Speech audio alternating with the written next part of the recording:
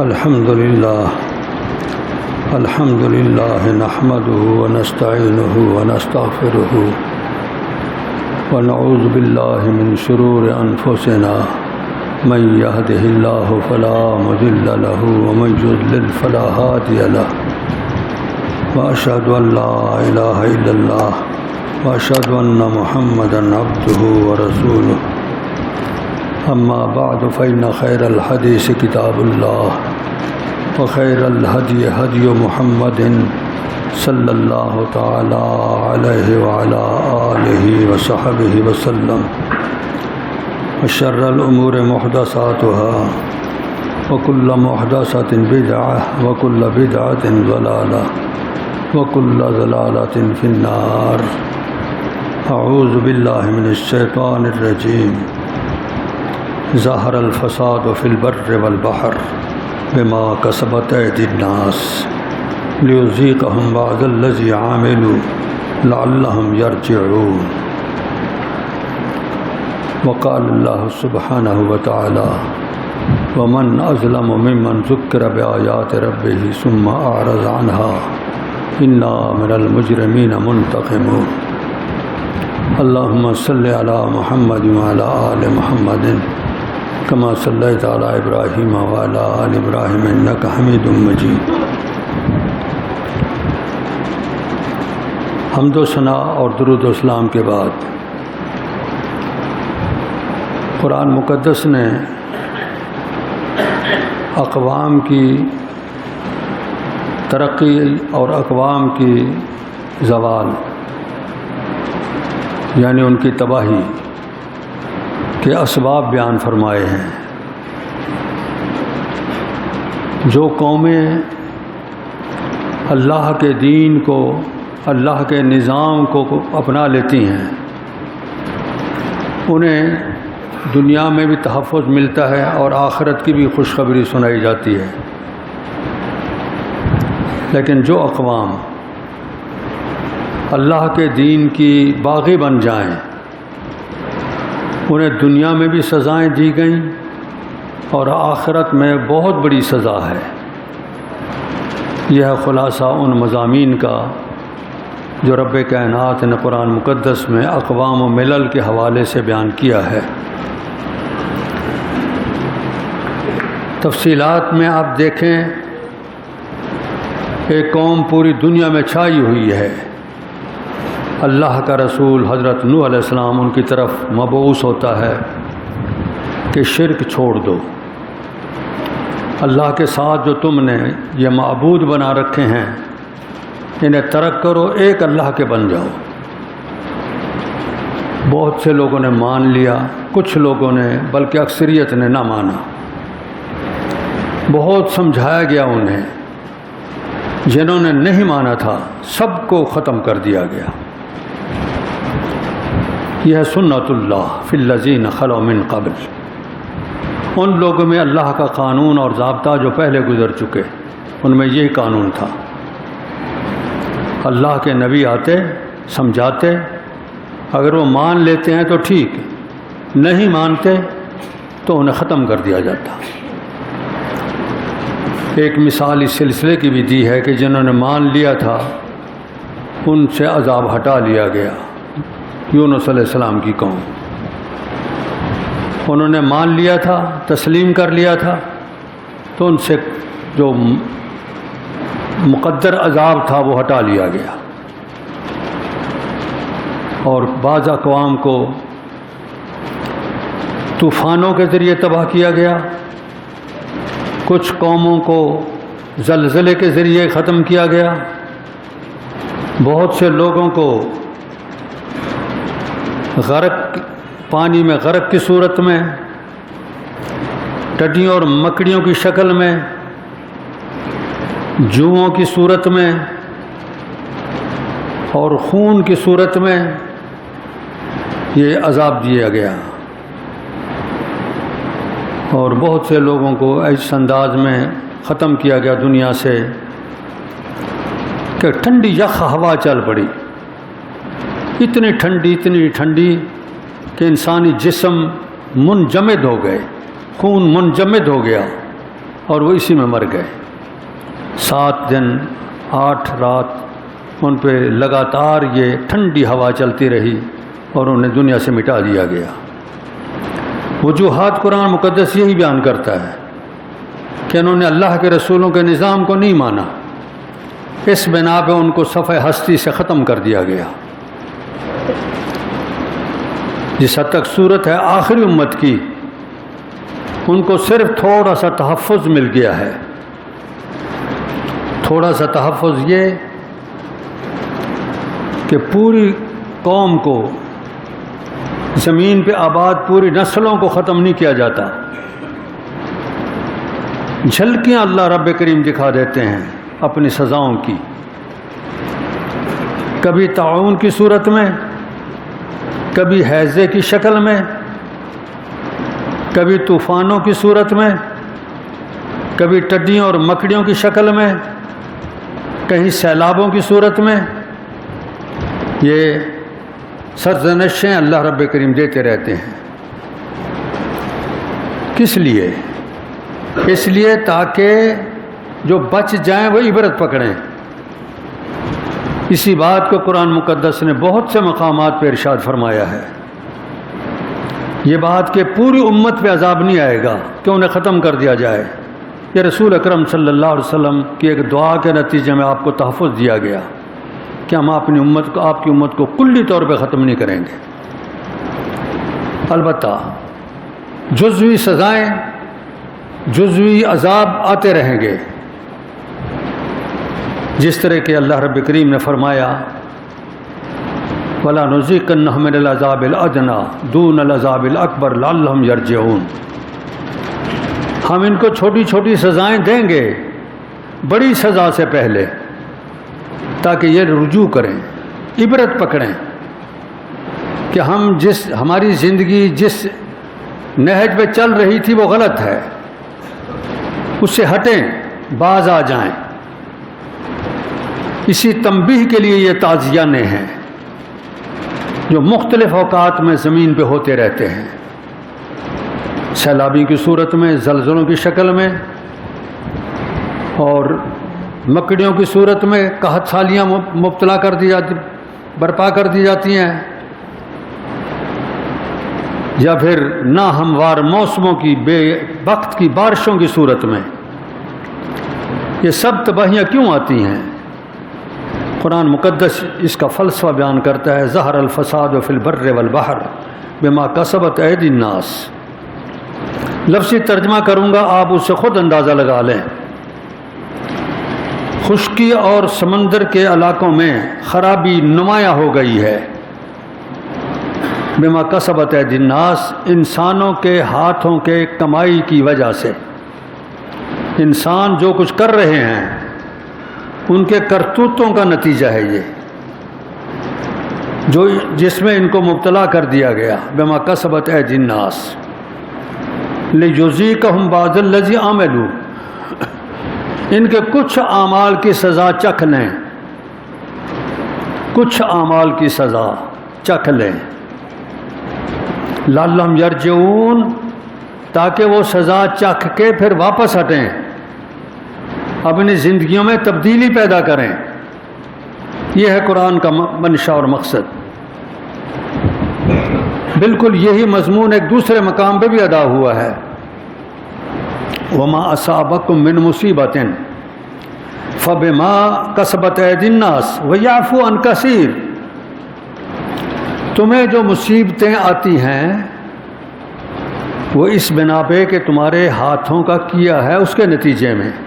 بما کسبت ایدی الناس ویعفو عن کثیر. بہت سی باتیں تو اللہ معاف ہی کرتے رہتے ہیں. اگر تمہاری ساری باتوں کو مد نظر رکھ لیں تو تم ایک لمحہ بھی زندہ نہیں رہ سکتے دنیا میں، تمہیں ختم کر دیا جائے. لیکن بہت سی باتیں معاف کر دیتا ہے وہ. کچھ باتوں پہ البتہ گرفت کرتا ہے، پکڑتا ہے. کیوں؟ اسی لیے لعلہم یرجعون، تاکہ وہ واپس آئیں، رجوع کریں، سنبھلنے کا موقع ملے. بھائیو، یہ تعزیانے اسی لیے لگ رہے ہیں پوری دنیا میں. بیماریوں کی شکل میں کسی علاقے میں مکڑی آتی ہے، سبزہ چاٹ کے چلی جاتی ہے، کسی علاقے میں پانی سیلاب کی صورت میں آتا ہے، کھڑی فصلوں کو تباہ کر دیتا ہے، کسی صورت میں بے موسمی بارشیں ہوتی ہیں اور کھڑی ہری بھری فصل کو تباہ اور برباد کر دیتا ہے، اور کہیں پھر بیماریوں کی شکل میں، وائرسوں کی صورت میں انسانوں میں بیماریاں پھینک دی جاتی ہیں۔ یہ سب کچھ اللہ کے فیصلے کے تحت ہے، جو فیصلہ کر کے یہ سزائیں بھیجتا ہے وہ اسے ختم بھی کر سکتا ہے۔ یہ ذہن میں رکھیں، وہی یہ سزائیں بھیجنے والا ہے اور وہی ان کو ختم کرنے والا ہے۔ اس کائنات کا پتا بھی اس کے حکم کے بغیر نہیں ہل سکتا، اس کائنات کا ذرہ ذرہ، اس کائنات کے درختوں کا ایک ایک پتا جو حرکت میں ہے اس کے حکم سے ہے، اور اس کے حکم سے جس طرح یہ سزائیں آتی ہیں وہ ان کو ایک ہی حکم سے ختم بھی کر سکتا ہے۔ وہ اسباب کا محتاج نہیں، کائنات کو چلا اس نے اسباب کے تحت رکھا ہے، لیکن وہ محتاج نہیں ہے۔ ایک کلمہ کن سے تمام کو شفا دے دے وہ کر سکتا ہے، لیکن وہ انسانوں کو آزماتا ہے کہ میرے بندے کرتے کیا ہیں۔ بس فرق صرف بات میں اتنا ہی ہے، وہ سب کچھ کر سکتا ہے لیکن آزماتا ہے بندوں کو، آج امتحان لیتا ہے کہ میرے بندے کیا میری ان سرزنشوں کو سمجھتے ہیں کہ نہیں سمجھتے۔ تو آئیے ذرا ہم وہ نسخے معلوم کر لیں جو انبیاء علیہ السلام نے ہمیں دیے، اور بالخصوص رسول اکرم صلی اللہ علیہ وسلم نے ہمیں دیے، کہ ہمیں اجتماعی انداز میں یا انفرادی انداز میں ان مصیبتوں سے کس طرح بچ سکتے ہیں۔ اجتماع بھی تو افراد سے ہی بنتے ہیں نا، اجتماع جو ہیں وہ ایک ایک فرد جڑتے ہیں تو اجتماع بنتے ہیں۔ تو ہر فرد اپنی جگہ اگر یہ سوچ لے کہ میں نے یہ کام کرنا ہے تو ایک پوری جماعت بن جائے گی، اور ایک جماعت کی آواز جب رب کائنات کے پاس پہنچے گی وہ ضرور قبول فرماتا ہے۔ وہ انسانوں کو نا امید نہیں کرتا، اس نے خود کہا ہے کہ میری رحمتوں سے بے امید نہ ہونا کسی بھی مرحلے میں، کتنے ہی تمہیں تکلیف آ جائے، کتنے ہی مصائب کے تم شکار ہو جاؤ، لیکن میری رحمت سے بے امید نہیں ہونا۔ ابلیس میری رحمت سے بے امید ہوتا ہے، انسانوں کو نہیں ہونا چاہیے۔ یہ رب کائنات کا ہمیں حکم ہے، اس لیے کسی بھی مرحلے پہ کتنا ہی تکالیف کیوں نہ آ جائیں، اللہ کی رحمت کی امید رکھنی چاہیے، اور اس کی رحمت کی طلب، اس کے تلاش کے طریقے ہمیں معلوم ہونے چاہیے۔ آئیے میں ذرا قرآن اور حدیث کی روشنی میں وہ طریقے آپ کو بتاتا ہوں۔ سب سے پہلا طریقہ توبہ اور رجوع، اپنی ڈگر سے، اپنی طرز زندگی سے رجوع کریں۔ اگر کسی کی زندگی میں شرک ہے، شرک سے باز آ جائے۔ ہو سکتا ہے اس کا شرک جو اوپر پہنچ رہا ہے اسی کے نتیجے میں سزا اتر رہی ہو۔ اگر کسی انسان کی زندگی میں حقوق العباد ہیں، اپنے جیسے کمزور بندوں کے حقوق غصب کر رہا ہے، ان کے حقوق ادا کرے، کائنات کے مالک کا حق ادا کرے، شرک سے توبہ کرے، باز آ جائے۔ اس کی عبادت بندگی نہیں کر رہا تو اس کی عبادت کی طرف آ جائے۔ اگر انسانی حقوق کی ادائیگی نہیں ہو رہی تو انسانی حقوق کی ادائیگی کرے، اسے ہم کہتے ہیں توبہ، سچی توبہ، رجوع کرے اللہ کی طرف۔ اللہ ارحم الراحمین ہے، بندوں کے رجوع کو قبول فرماتا ہے۔ اور ایک پہلے ہی بندے نے کوتاہی کی تھی، ہمیں بتلا دیا گیا کہ اس نے جب رجوع کیا اس کو معافی مل گئی۔ سیدنا آدم علیہ السلام، شرعی حکم تھا کہ اس پودے کو نہیں کھانا، کھا بیٹھے، رب کائنات کی طرف سے گرفت آ گئی کہ آدم یہ کیا کیا، کیوں کھایا اس پودے سے، میں نے منع کیا تھا۔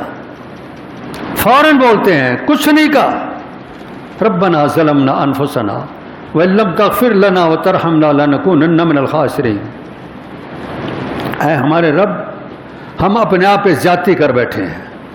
اس سے معلوم ہوتا ہے کہ اللہ کی نافرمانی کرنا یہ اپنے آپ پہ زیادتی ہے۔ اللہ کا تو کچھ بھی نہیں بگڑتا، وہ تو کائنات کا مالک ہے۔ ربنا ظلمنا انفسنا، اللہ یہ کوتاہی کر کے ہم نے آپ کے حکم کی خلاف ورزی کر کے اپنے اوپر زیادتی کی ہے۔ وَإِن لَّمْ تَغْفِرْ لَنَا وَتَرْحَمْنَا لَنَكُونَنَّ مِنَ الْخَاسِرِينَ، اگر ہماری اس کوتاہی کو آپ معاف نہیں کریں گے تو ہم خسارے والے ہو جائیں گے، ہم گھاٹے والے ہو جائیں گے۔ اللہ تو ہماری اس کوتاہی کو معاف فرما دے۔ سیدنا یونس علیہ السلام کو جب احساس ہوا پانی کی گہرائیوں میں، مچھلی کے پیٹ میں کتنے اندھیرے تاریکیاں تھیں، مچھلی کا پیٹ تھا، پانی تھا، رات کی تاریکی تھی، مورخین لکھتے ہیں کہ بادل بھی تھے، خوب اندھیر میں جب ان کو احساس ہوا کہ میں اللہ کے حکم کے بغیر ہجرت کر آیا ہوں، جبکہ انبیاء اللہ کے حکم کے بغیر ہجرت نہیں کرتے، اپنے علاقے کو نہیں چھوڑتے، اوہو کوتاہی ہو گئی، بے ساختہ منہ سے لفظ نکلتے ہیں لا الہ الا انت سبحانک انی کنت من الظالمین، یہاں اعتراف کرتے انی کنت من الظالمین۔ بات تو صرف اتنا تھی نا کہ اللہ نے ہجرت کا حکم نہیں دیا تھا، بغیر حکم کے ہجرت کر گئے تھے۔ عام انسانی حالات میں یہ کوتاہی نہیں بنتی، لیکن نبوت کے عالی شان مقام میں کوتاہی بن گئی ہے، اور ان کو یقین ہو گیا ہے کہ میری کوتاہی ہے۔ لا الہ الا انت، پہلے ان کی تعریف کرتے ہیں کہ اللہ معبود تو ہی ہے، مجھے آپ کے آگے جھکنا چاہیے تھا۔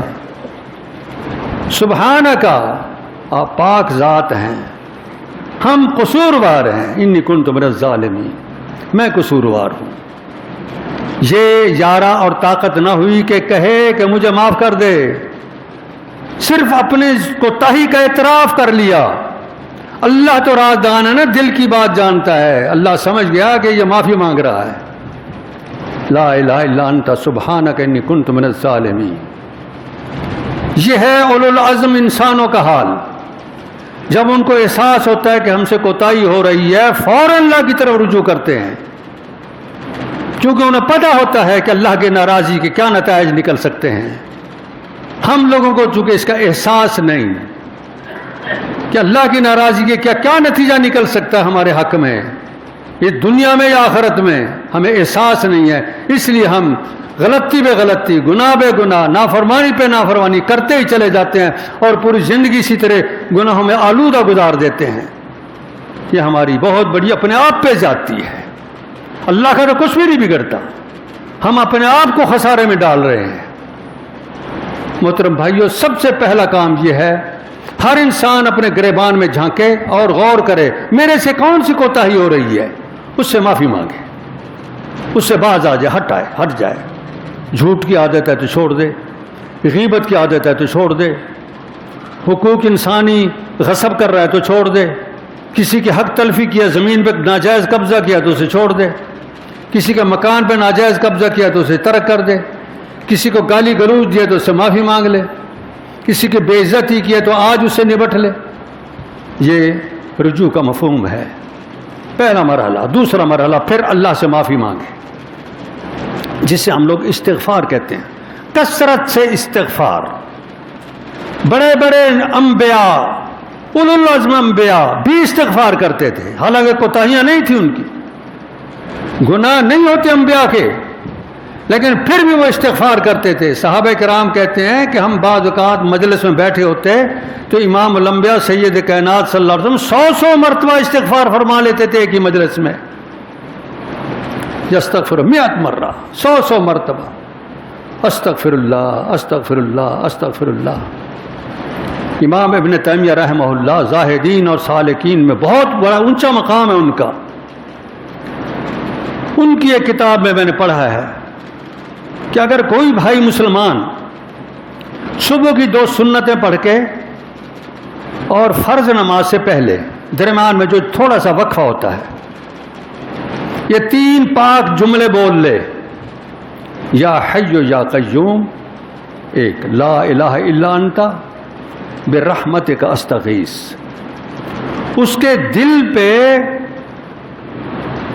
گناہوں کا میل یا نافرمانی کا میل یا اللہ سے غفلت کا میل نہیں آئے گا۔ اللہ اس کے دل کو توفیق دے گا کہ وہ اللہ کی طرف متوجہ رہے گا.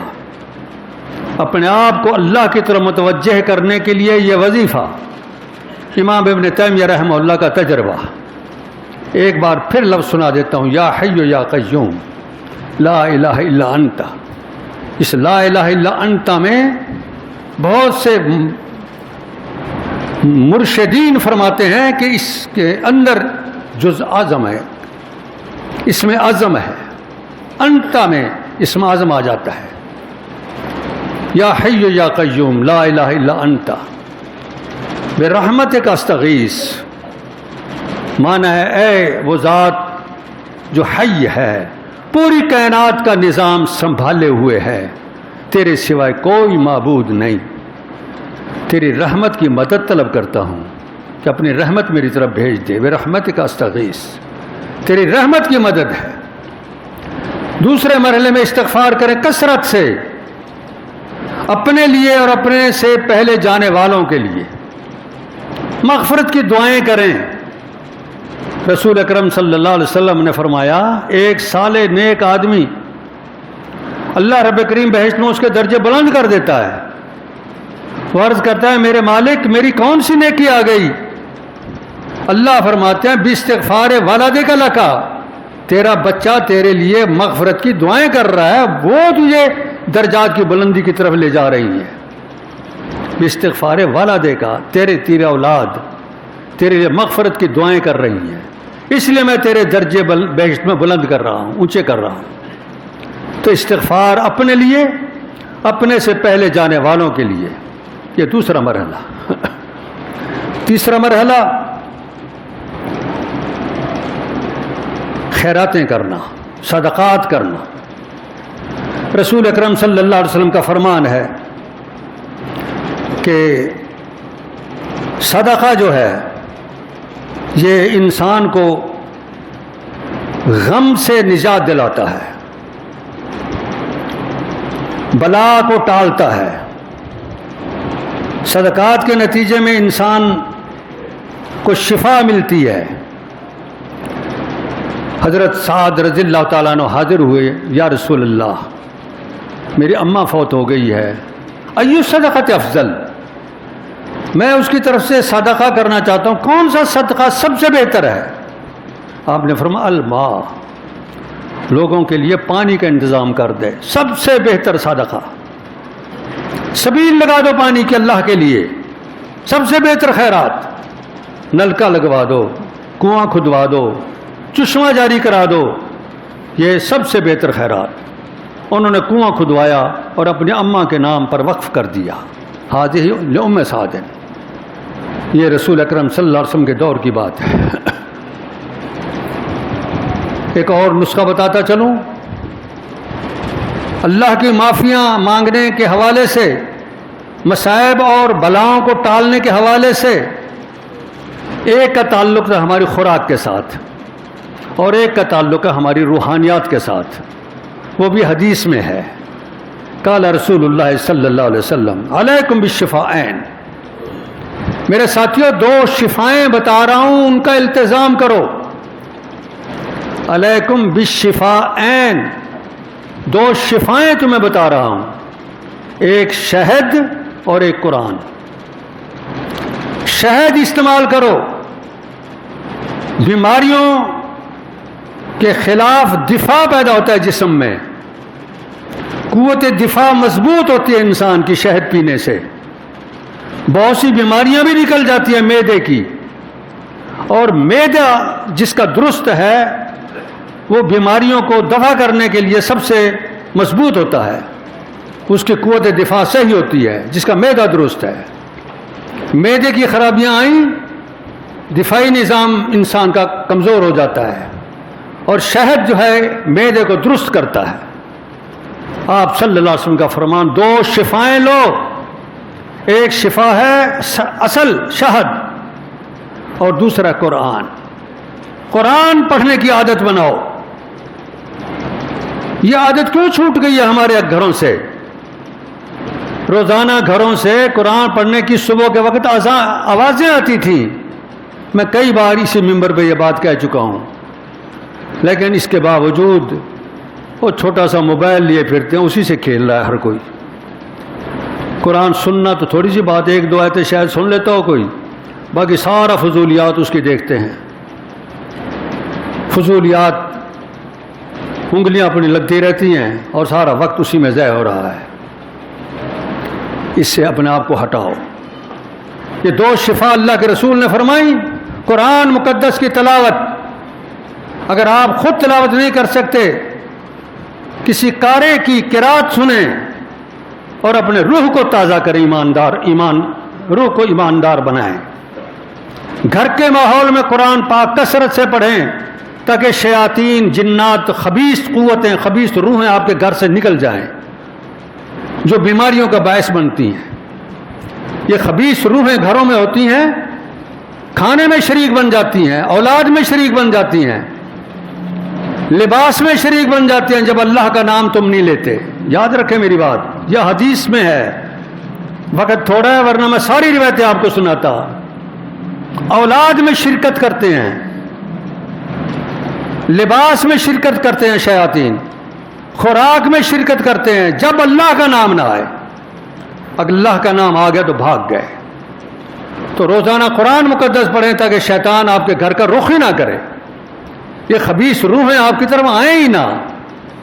بد کردار روحیں ہیں، بیماریاں پھیلاتے ہیں۔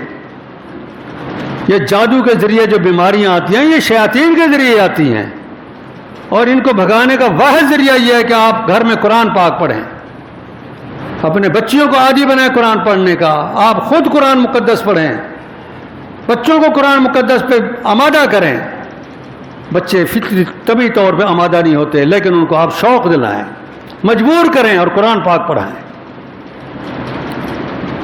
یہ دو شفائیں میں نے بتائیں آپ کو، علیکم بالشفاءین۔ ایک اور حدیث، من لائق العسل ثلاث غدوات فی کل شہر لم یصبہ عظیم البلا۔ ایک حدیث میں اگر 3 دفعہ صبح سویرے کوئی آدمی شہد چاٹتا ہے مہینے میں 3 دفعہ، بڑی بلائیں اس پہ نہیں پڑتی۔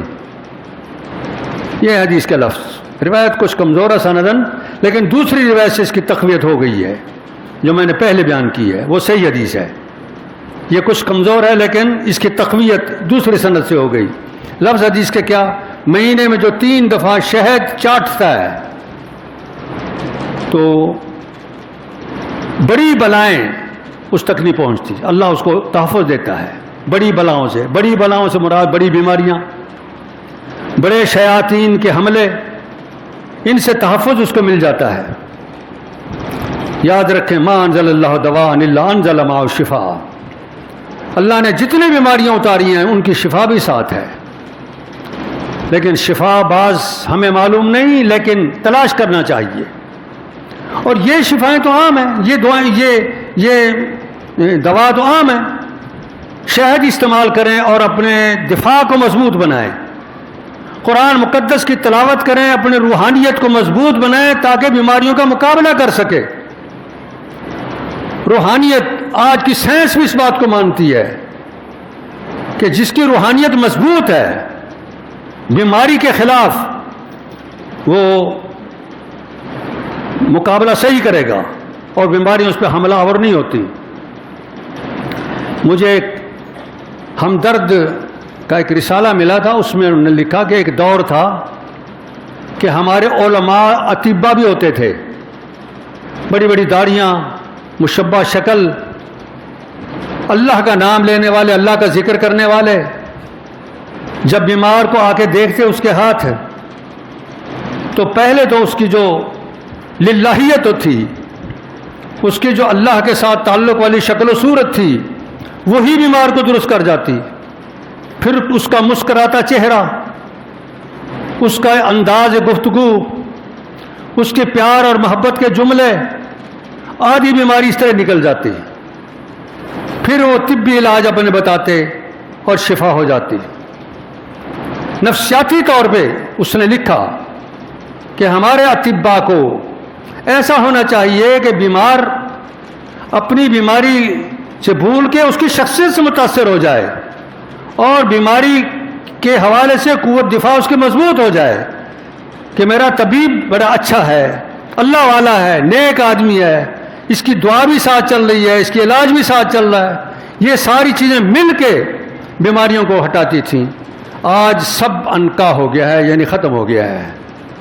اس بنا پہ بیماریاں بڑھتی چلی جا رہی ہیں. یہ ایک ڈاکٹر کا مضمون میں نے پڑھا ہے، اس نے سائنسی طور پہ ثابت کیا ہے کہ ہمارے اطباء لوگ جو پہلے تھے وہ کس طرح بیماریوں پہ مؤثر کنٹرول کر جاتے تھے. اس کی بنیادی وجوہات یہی تھی. آج جو مؤثر کنٹرول نہیں ہو رہا، ایک ڈاکٹر بے دین ہے، سگریٹ کے کش بھی ساتھ لگا رہا ہے، نمازی نہیں ہے، اللہ کے ساتھ کوئی تعلق نہیں ہے، 1000 2000 4000 روپیہ فیس مانگتا ہے اور آ کے ٹیکے لگا کے چلا جاتا ہے. نفسیاتی طور پہ، روحانی طور پہ کیا اثر ہے مریض پہ اس کا؟ اللہ رب کریم ہمیں سیدھے راستے پہ چلنے کی توفیق عطا کرے. وآخر دعوانا الحمدللہ رب العالمین.